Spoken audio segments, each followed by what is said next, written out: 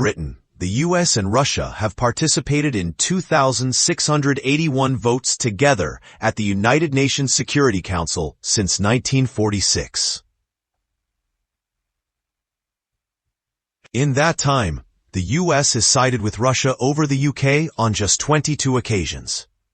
The most recent instance came last Monday, when the UK and Europe abstained from a US-drafted resolution calling for an end to the Ukraine conflict that omitted any criticism of Russia's actions. Before then, other than a disagreement over humanitarian relief to Gaza in 2023, you would have to go back to 1980 to find another example. The short resolution was adopted on the third anniversary of Vladimir Putin's invasion, much to the dismay of Ukraine and its European allies. The Security Council is one of the 6 principal organs of the UN, with a mandate to promote international peace through negotiation, the imposition of sanctions, or, if necessary, the authorization of force.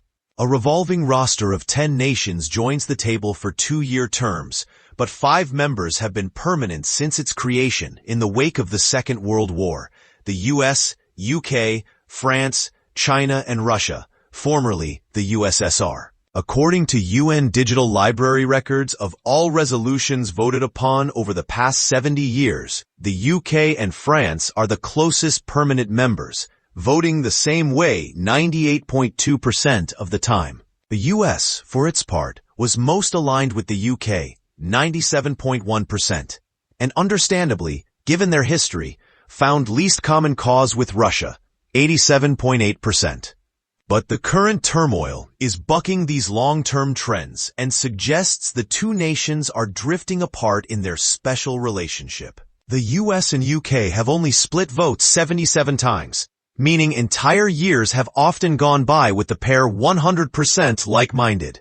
Over the past 12 months, however, this rate fell to 94.4, its lowest level since 1997.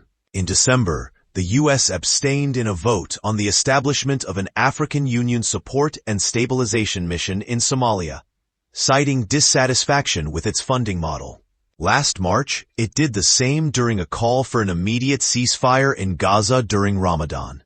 More broadly, the breakdown of the transatlantic alliance echoes growing disunity within the wider Security Council and the UN as a whole. The majority of resolutions put forward, despite being put to a vote, are to give assent to agreements already made. The most common form of dissent, therefore, is to abstain.